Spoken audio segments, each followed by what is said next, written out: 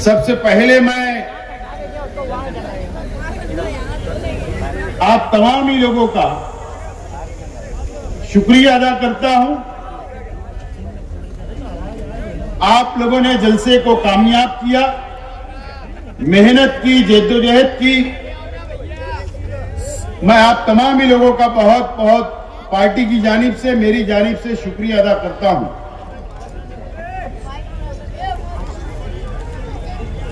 अभी आप लोगों के सामने पार्टी का सॉन्ग, पार्टी का तराना आप लोगों के सामने लॉन्च किया गया और मुझे उम्मीद है कि आप लोगों को पसंद आया होगा। और मैं तमाम ही कार्यकर्ताओं से, तमाम ही पार्टी के जिम्मेदारान से मैं अपील करता हूं कि ये सॉन्ग घर के एक एक बच्चे तक, एक एक मां बहनों तक और एक एक बुजुर्गों तक, नौजवान साथियों तक पहुंचाने की आप कोशिश करें। अरे यूपी में भी जाएंगे। हैदर साहब जो मशहूर सिंगर है, राजस्थान से ताल्लुक है उनका, उन्होंने बहुत मेहनत की और ये सॉन्ग को तैयार किया। और आज इस मौके पर नईम मिर्जा, एहसान शेख, राहिल, जमील सेठ, अनीस अजहर साहब, शारिक,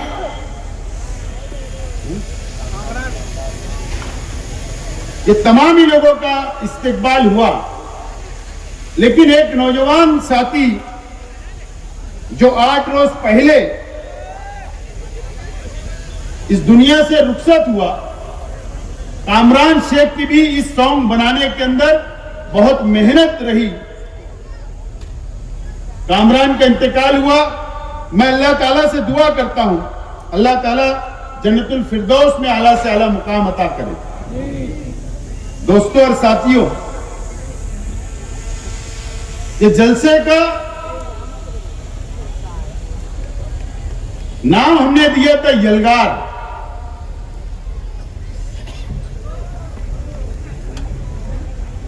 और आप लोगों ने यलगार होर्डिंग के जरिए, बैनर के जरिए, सोशल मीडिया के जरिए आपने यलगार ऐलान कर दिया। ये यलगार फिरका परस्तों के खिलाफ यलगार है, नाइंसाफी के खिलाफ यलगार है। यह हमारा अपना शहर मस्जिद और मीनारों का शहर है। ए भैया, मस्जिद और मीनारों का शहर है, खानकाहों का शहर है। हमारा शहर तारीखी शहर है। अल्लाह का करम है कि हर मसलब की जमातें यहां पर काम करती है मुसलमानों की हिफाजत के लिए, दीन के लिए, इस्लाम के लिए। दीन फैलाने का काम ये शहर के अंदर होता है। बैरूनी शहर से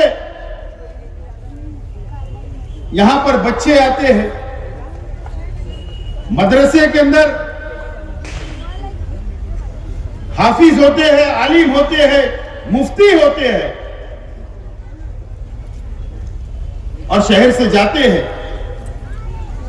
ये वो मालेगांव शहर है, ये वो मालेगांव शहर है। और आज शहर की आवाम को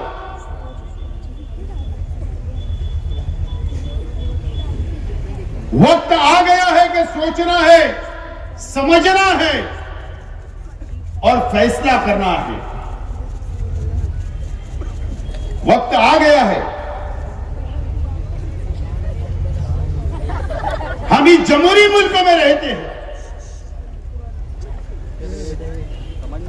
हमको वोट का अधिकार है। कौन सी पार्टी को, कौन से कैंडिडेट को, कौन से उम्मीदवार को वोट देना है, हमें भी संविधान ने, डॉक्टर बाबा साहेब अम्बेडकर के संविधान ने हमें भी हक दिया है। हमने फिरका परस्तों के खिलाफ,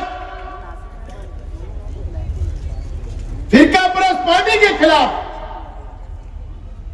बीजेपी के खिलाफ हम लोगों ने पार्लियामेंट के अंदर वोट दिया, कांग्रेस पार्टी के कैंडिडेट को वोट दिया, उम्मीदवार को वोट दिया। उस वक्त ना मैं और ना हमारे साथी कांग्रेस में नहीं थे, लेकिन हमारी विचारधारा, हमारी सोच फिरका परस्तों के खिलाफ है, बीजेपी के खिलाफ है। इसके लिए कांग्रेस पार्टी के उम्मीदवार को हमने वोट दिया, कामयाब किया। इलेक्शन खत्म हुआ, पार्लियामेंट के उम्मीदवार चुनकर चले गए। उसके बाद आज तक इस शहर के ऊपर क्या हो रहा है,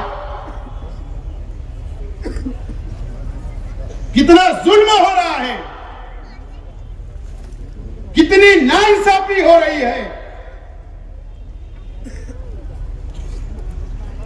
यह आप लोगों को दिख रहा है, समझ रहा है। अगर आज मैं खड़ा हूं आपके सामने, तो इस मोहल्ले के अंदर खड़ा हूं, इस हजार खोली के अंदर खड़ा हूं और तकरीर कर रहा हूं, जहां से शेख रशीद साहब ने अपनी सियासी शुरुआत की, काउंसलर बने, एक मर्तबा नहीं 2 मर्तबा, सदर बल्दिया बने, एमएलए बने, मेयर बने। ये वो मोहल्ला है, ये वो हजार खोली है।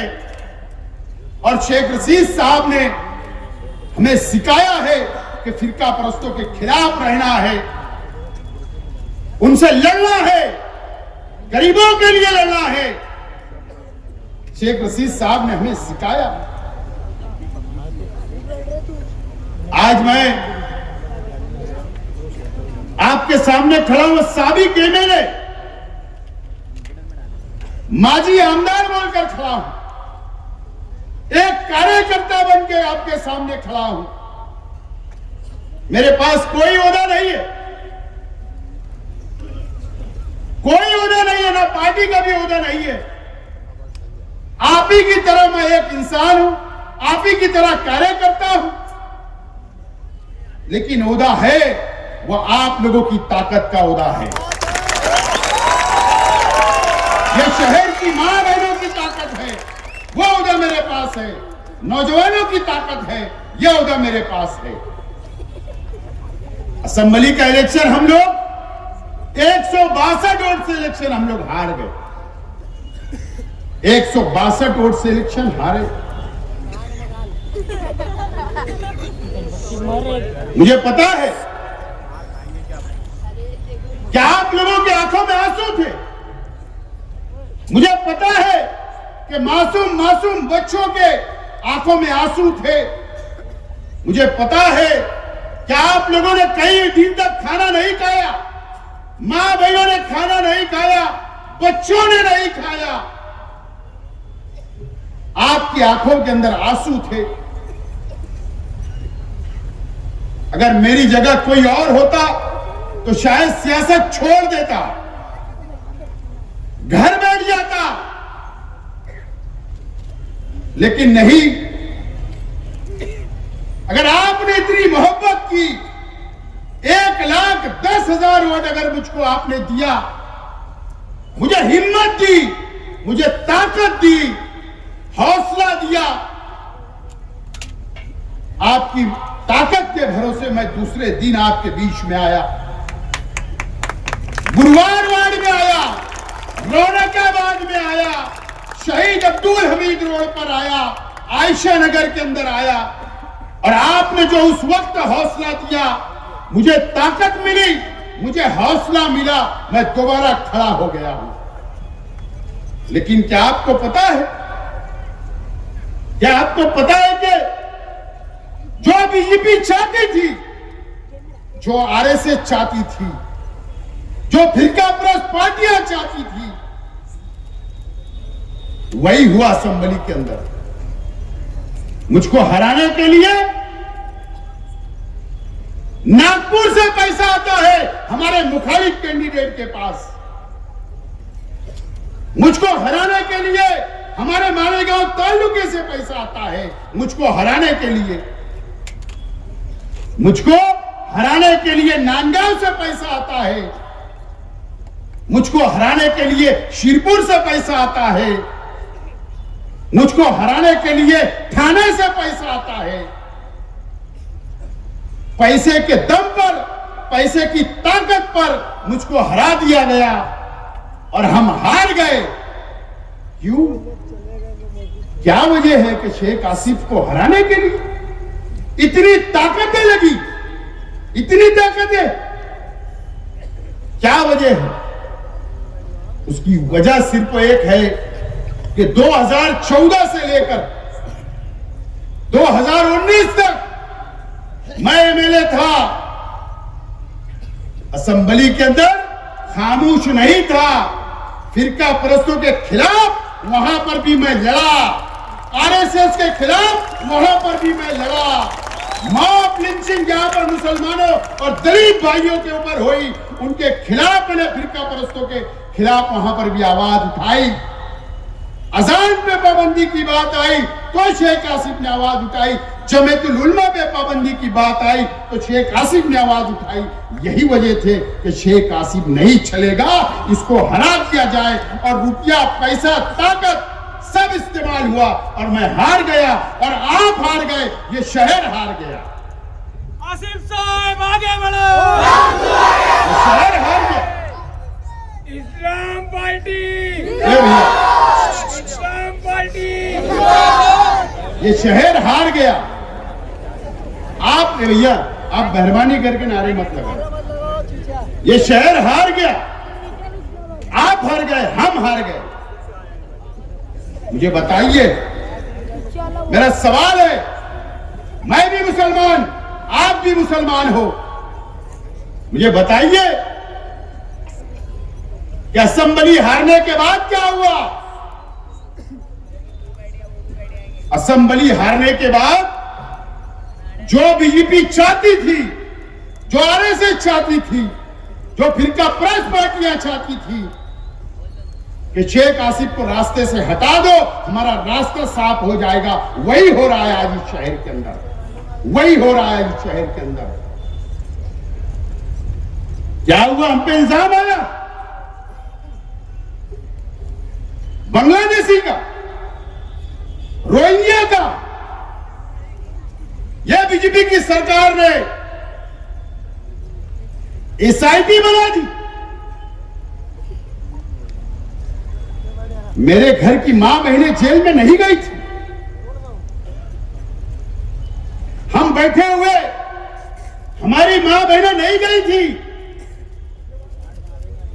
तकरीबन 8 महीना बुजुर्गों, उम्र में से मेरे से बड़े 3 हमारी कौम की मां जेल के अंदर 8 महीना गुजार के आई। 8 महीना।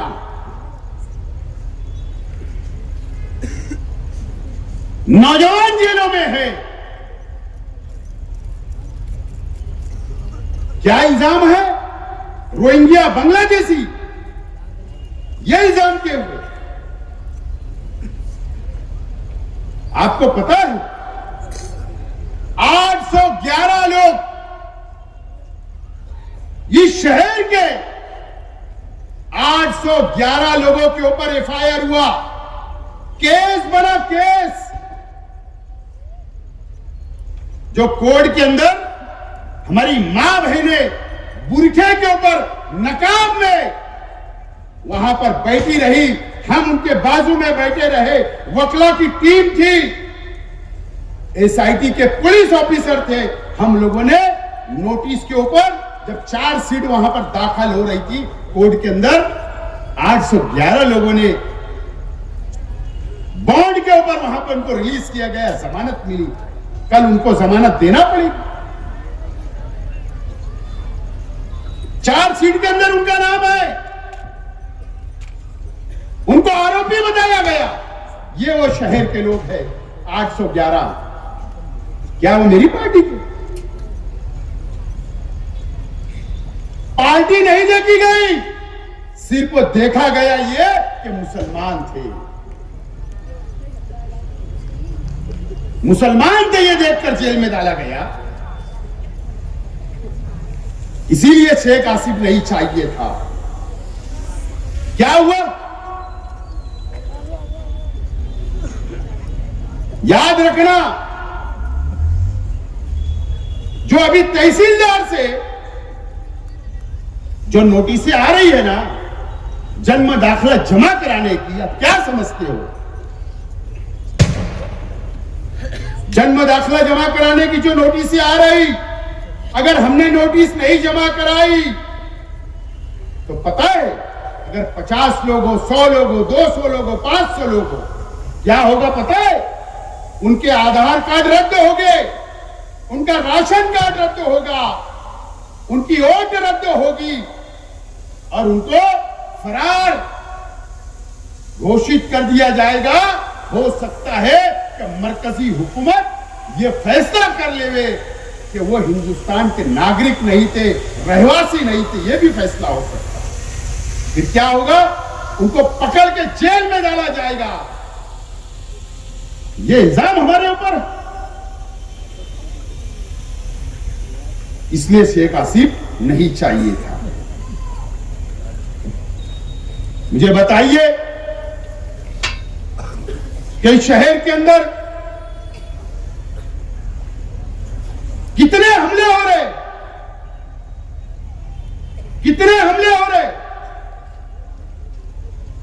किले के ऊपर कभी आपने सुना दीपावली बनाना चाहिए, दीप रोशन करना चाहिए, खुशी मनाना ही चाहिए, उसके अंदर किसका इनकार है? लेकिन पहली मर्तबा यह हुआ कि मालेगांव के किले के ऊपर लाइटिंग से सजाया गया। क्या वजह थी? क्यों खुशी मनाई गई? पता है आपको? 400 मकानात, किला झोपड़पट्टी के 400 मकानात को उजाड़ने के लिए बुलडोजर लग गया था। वो हम लोग थे जो कोर्ट में जाकर हमने स्टे लिया, तो आज तक टिकी हुई है। आज नहीं कल कोर्ट का फैसला आएगा। यह हमला हो रहा है, इसलिए शेख आसिफ नहीं चाहिए था। मॉब लिंचिंग के नाम पर कितने कुरैशियों को मारा गया? बताइए, कितने कुरैशियों को मारा गया? आवाज भी, इसलिए शेख आसिफ नहीं चाहिए था। मुझे बताइए, आज ये बातें मुझे बोलनी नहीं थी, लेकिन बोल रहा हूं। एक मयूर शाह नामी एक शख्स है नदिया के उस पार, वो किस पार्टी से ताल्लुक रखता, किस फिरका परस्त संगठन से ताल्लुक रखता, मुझे कोई लेना देना नहीं, लेकिन उसके फेसबुक पर कुरान शरीफ की बेहुरमती करता है, कुरान शरीफ की। कोई बोलने वाला नहीं है, कोई नहीं बोल रहा है। हमारे हुजूर की शान में वो शख्स ने गुस्ताखी किया, कोई बोलने वाला नहीं है। शहर खामोश है, इसीलिए शेख आसिफ नहीं चाहिए था।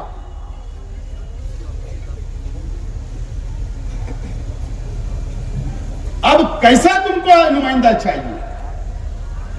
कैसे लोगों के हाथ में इख्तिदार चाहिए? मुझे बताइए। अरे हमारे शहर की आवाम शहीद हो गई।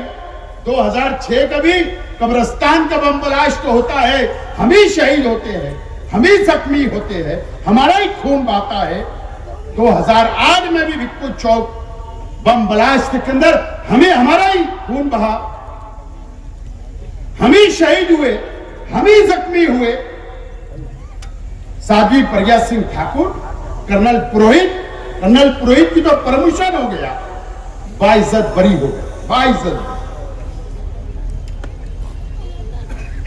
क्या हुआ बताइए मुझे? शहर खामोश है। हमारे तालुके के लीडर ने खुशी मनाई, खुशी, जल्लोष किया, फटाके फोड़े गए और लीडर ने बयान दिया खुशी से कि यह तो होना ही था। ऐसी कैसे भाईचारे की बात होती है शहर में? ये शहर देख रहा है अपनी आंखों से, क्यों हमारा जमीन जिंदा नहीं हो रहा,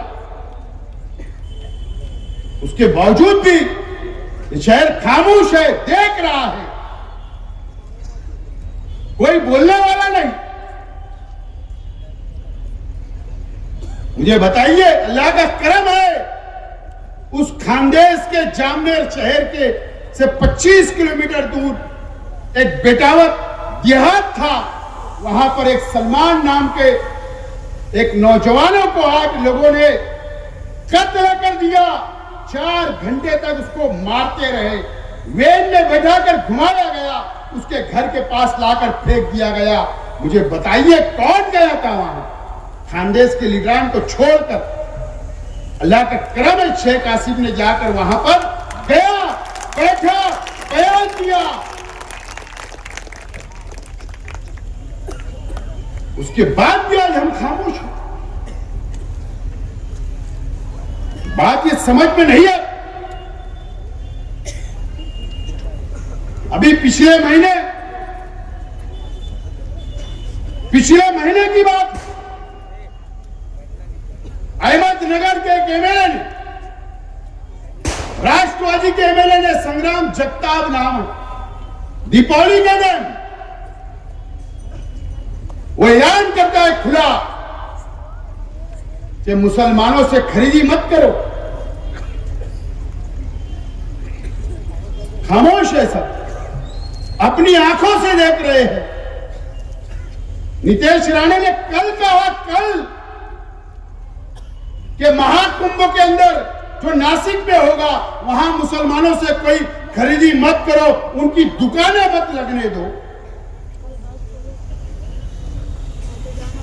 कौन नुमाइंदगी करेगा ये मुझे बताओ? कौन उनके खिलाफ बोलेगा ये मुझको बताओ? कौन बोलेगा? आज सब खामोश है, कोई आवाज नहीं उठाई जा रही है। एक जीआर में बताना चाहता हूं, शालेय शिक्षण विभाग का है, आयुक्त तो शालेय शिक्षण एजुकेशन डिपार्टमेंट का है, जो पूना से निकला। यह जीआर है। मैं बताना चाहता हूं नौजवानों, ये शहर के मुसलमानों, सुनो बात। 31 अक्टूबर से 7 नवंबर तक, यानी आज तक, ये जीआर में लिखा है कि प्राइमरी स्कूल, हाई स्कूलों के अंदर वंदे मातरम पढ़ा जाना जरूरी है, लाजमी है। यह जीआर निकलता है। मुझे बताओ,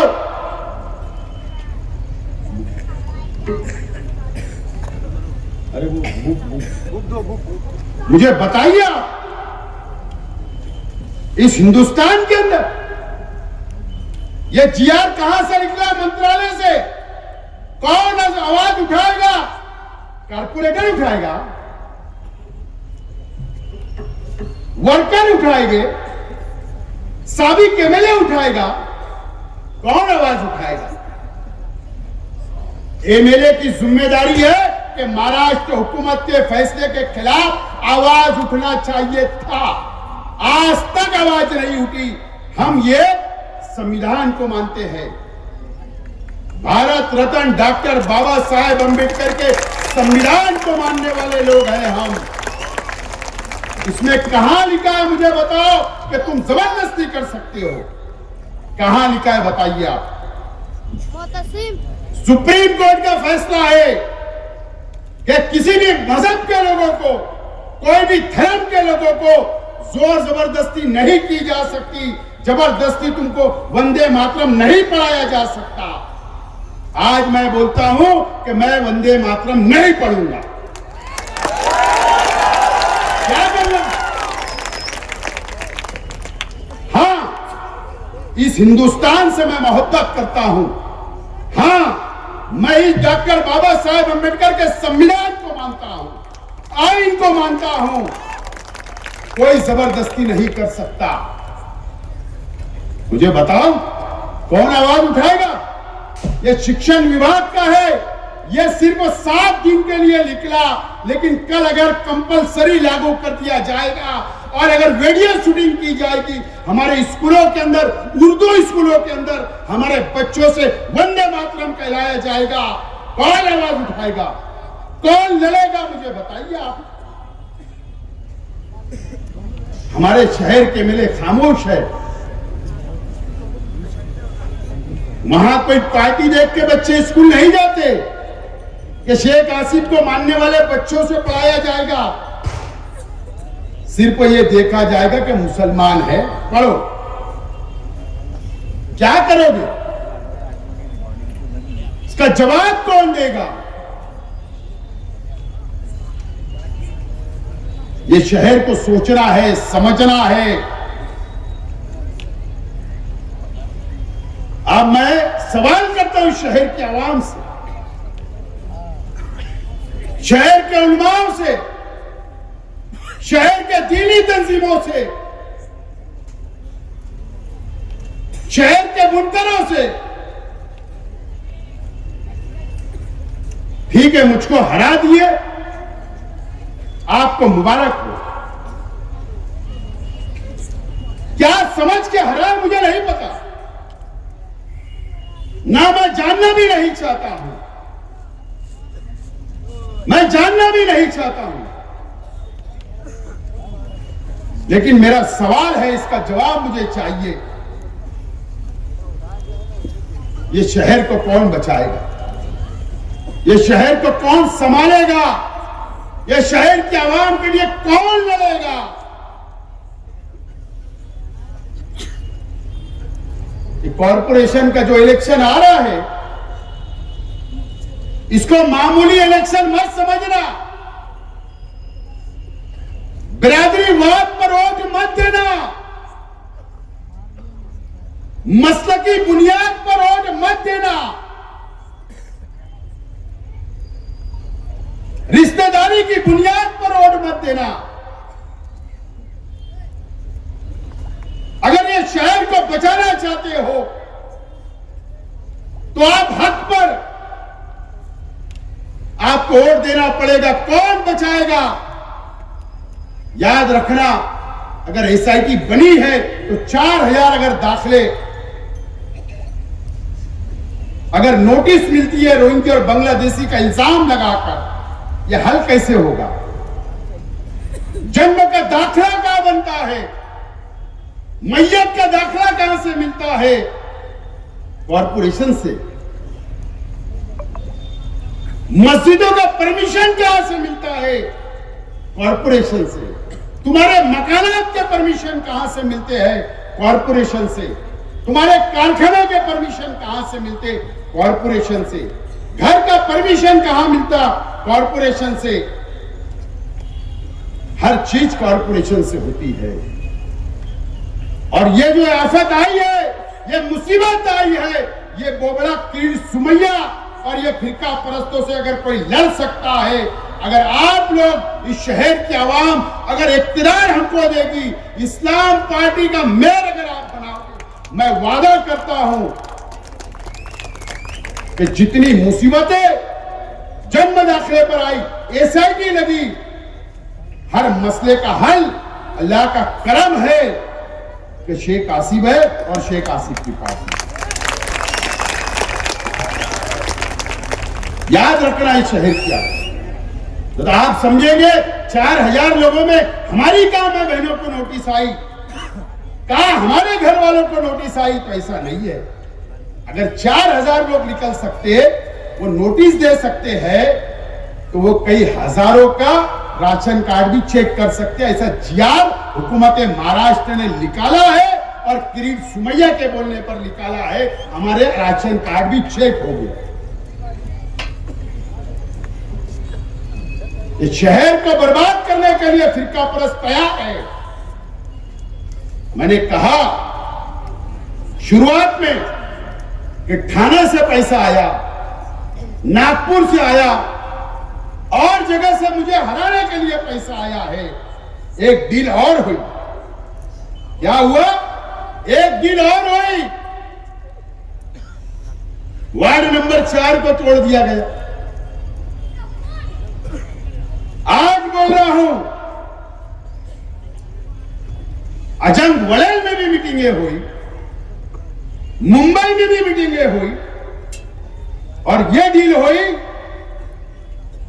कि वार्ड नंबर 4 में 2 आजाद उम्मीदवार हजरत के रहेंगे और 2 दूसरी पार्टी के उम्मीदवार रहेंगे आजाद। तुम मुसलमानों की वोट देना, हम हमारी वोट तुमको पलटाओगे। क्या होगा? 2 मुसलमानों की मेंबर हमारे कम, 2 हमारी पार्टी के मेंबर हिंदू भाई कम, 2-2 का बंटवारा हो गया। वार्ड नंबर 2 का वार्ड तोड़ा गया। वहां पर भी इस तरीके की प्लानिंग हुई और ये शहर में आज बोल रहा हूं, मीडिया के सामने देखना कारपोरेशन के चुनाव में, और नहीं तो बताना हमारे मुखालिफ लोगों ने कि नहीं हमने सिंबल पे 4 उम्मीदवार दिए। बताना कि 2 वार्ड नंबर 2 में हमने सिंबल के 4 उम्मीदवार दिए। तो आज मैं बोलता हूं शेख आसिफ के चारों सिंबल को उम्मीदवार दूंगा। और ऐसा नहीं है, हिंदू भाई भी दूंगा, दलित भाइयों को भी दूंगा 2 नंबर में। लेकिन प्लानिंग हो गई कि शेख आसिफ को अब असेंबली से हटाए, एमएलए नहीं बनने दिया गया। अब कारपोरेशन का इक्तिदार भी इसको मत दो। अगर इसको कारपोरेशन का इक्तिदार दिए तो ये सब चीज को रोकेगा, हर मुसीबत को रोकेगा, ढाल बन के खड़ा रहेगा। इसके लिए कारपोरेशन भी इससे छीन ली जाए। इस तरीके की प्लानिंग स्क्रिप्ट लिखी जा चुकी है, स्क्रिप्ट लिखी जा चुकी है। मैं झूठ नहीं बोलता हूं, जब भी बोलता हूं सबूत के बुनियाद पर, दलील के बुनियाद पर शेख आसिफ बात करता है। ये बात आप याद रखना मेरे शहर की आवाम। मेरा क्या होगा? मुझे बताइए क्या होगा अगर शहर की आवाम फैसला कर ले कि नहीं शेख आसिफ को इख्तियार नहीं देना है, नई इस्लाम पार्टी को इख्तियार नहीं देना है, तो क्या होगा? जितने भी चुन के आएंगे अपोजिशन में बैठेंगे, आवाज उठाएंगे, लेकिन ये शहर बर्बाद होगा। शहर के ऊपर मुसीबतें आएगी, सेंट्रल गवर्नमेंट भी मुसीबत लाएगी, रियासती हुकूमत भी मुसीबत लाएगी। कौन लड़ेगा? एक शख्स को एमएलए बनाया गया, साल भर खामोश है, एक आवाज नहीं, असेंबली में बोलना नहीं है, सिर्फ डीलिंग करना है और डीलिंग करके काम करना है। और ये इलेक्शन असेंबली से बड़ा इलेक्शन है, बड़ा इलेक्शन है। अगर मुझे लालूच होती ना मेयर बनने की, तो शेख आसिफ ऐलान कर देता था कि मैं हाँ कारपोरेशन का इलेक्शन लड़ूंगा, लेकिन मैंने फैसला किया हूं कि मैं कारपोरेशन का इलेक्शन नहीं लड़ूंगा। मैं सब लोगों को लड़ाने का काम करने वाला और उनका साथ खड़े रहकर यह फिरका फरोख्तों से मुकाबला करना चाहता हूं। लेकिन मुझे शेख रशीद साहब ने, हम सब जिम्मेदारों को, तमाम ही हमारे पार्टी के वर्करों को और मेरे परिवार को शेख रशीद साहब ने झुकने वाला नहीं बनाया। फिरका परस्तों के सामने ना मैं झुकूंगा, ना मैं डरूंगा, बल्कि यलगार करूंगा, लेकिन मैं इनके सामने डरने वाला या झुकने वाला नहीं है। मैं एक बात याद रखूं, क्या होगा मुझे बताइए, मुझे बताइए। मेरे घर के लोग यहां बैठे, मेरे परिवार के लोग बैठे, मुझे बताइए हमारी ठेकेदारी है कारपोरेशन में, हम क्या ठेकेदार है? मैं तो आज के एमएलए साहब से कहूंगा, अगर आपका जमीन जिंदा होगा तो बताइए आप ये शहर को कि असेंबली के इलेक्शन के वक्त आपके फर्जंद को, एंड इलेक्शन के वक्त आपके फर्जंद को गाड़ी में किसने बैठाकर, कट्टा लगाकर पैसे के लिए किसने उठाकर लेकर गया था? बताइए ना। अगर कोई उनकी ही पार्टी के लोगों से कोई एमएलए डर सकता है, डरता है, तो आपको तो कभी भी ये बेच डालेंगे। नहीं तो इन्होंने, आप बताना है शहर के आवाम को, बताना क्या हुआ था तुम्हारे फर्जंद के साथ, क्या हुआ था, आप क्या दबी है आपकी, क्या आपकी कमजोरी है? पुलिस डिपार्टमेंट को भी ये जानकारी है। अगर एमएलए का लड़का महफूज नहीं है, वो अपने बच्चों की हिफाजत नहीं कर सकते, तो शहर के आवाम की क्या हिफाजत करेंगे? क्या हिफाजत करेंगे? बाकी जाने जो कौन जेल में है, क्या हुआ, इस पर मुझे बहस नहीं करना है। हम उस रास्ते से नहीं जाना चाहते। आज मेरी लड़ाई, मेरे पार्टी के वर्करों की लड़ाई, मेरे पार्टी के जिम्मेदारों की लड़ाई आज इन लोगों से नहीं है। हमारी लड़ाई फिरका परस्त ताकतों से है, जो भगवाकरण करना चाहते हैं, जो हिंदू राष्ट्र बनाना चाहते हैं, जो सेकुलरिज्म को खत्म करना चाहते हैं, ये जो शहर को बर्बाद करना चाहते हैं। हमारी लड़ाई उनसे है, उनसे लड़ना है और जीतना है। मैंने कहा ना, मेरा क्या होगा मेरे परिवार का। अगर आपने फैसला कर दिया कि कारपोरेशन भी तुमको नहीं, तो घर बैठेंगे, परिवार संभालेंगे, कारोबार करेंगे, लेकिन फैसला आपके ऊपर। ये बहुत बड़ा इलेक्शन हमारे सामने है। गुरुवार वार्ड के लोग यहां बैठे, वहां पर अखाड़ा भी है, पहलवान भी बहुत है।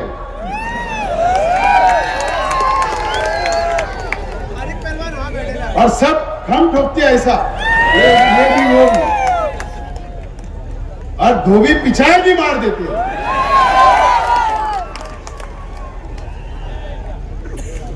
किसी से डरने की जरूरत नहीं, अल्लाह से डरो, अल्लाह से डरो। इंसानों से नहीं डरना है। बहुत कमजोर लोग हैं, बहुत बुज़दिल लोग हैं, और ये भी नहीं चाहते कि शेख आसिफ की पार्टी का इक़्तिदार आ जाए, क्योंकि दुकान बंद हो जाएगी। और मैं हिंदू भाइयों के खिलाफ नहीं हूं, दलित भाइयों के खिलाफ नहीं हूं। ये पार्टी सेकुलर पार्टी है, सेकुलर विचारधारा की पार्टी है। मैं अगर यहां सीट लड़ा रहा हूं, तो नदिया के उस पार भी उम्मीदवार मेरे तैयार है, तैयार। सिर्फ दलित भाई नहीं, हिंदू भाई भी तैयार है, हर धर्म के लोग तैयार है, पसंद कर रहे हैं। वो चाहते हैं कि ताकतवर लीडरों के साथ खड़े रहना, लड़ने वाले लीडरों के साथ खड़ा रहना है।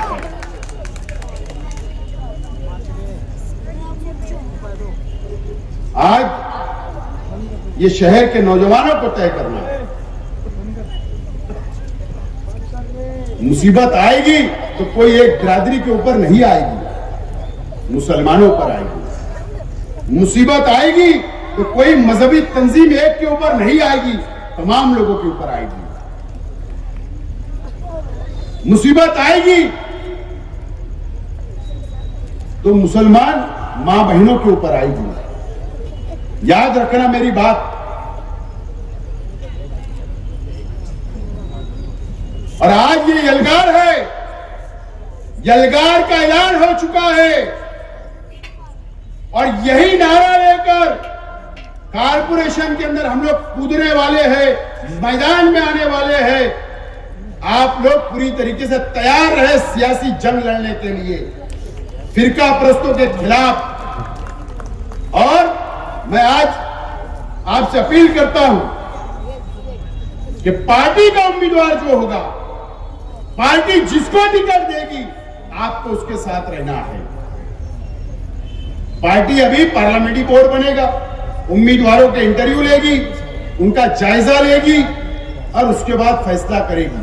और एक बात, हमने अगर समाजवादी पार्टी से इत्तेहाद की बात चलाई है, बात चल रही है, बात 90% अगर हो गई है, तो हमारी एक शरायत हमने रखी है। वो ये शरायत है कि हमारी 17 सीट 2017 में जो हमारे कॉर्पोरेटर चुन कर आए थे, वहां पर इत्तेहाद नहीं होगा, वहां हम ही लड़ने वाले हैं। और जब तक पार्टी का आदेश नहीं होगा, आपको किसी की मीटिंग में अभी जाना नहीं है। मैं एकदम साफ बोल रहा हूं। बहरहाल आज मुझे जो बातें कहनी थी मैंने आधी बोला हूं। वक्त खत्म हो रहा है। आपने जलसे को कामयाब किया।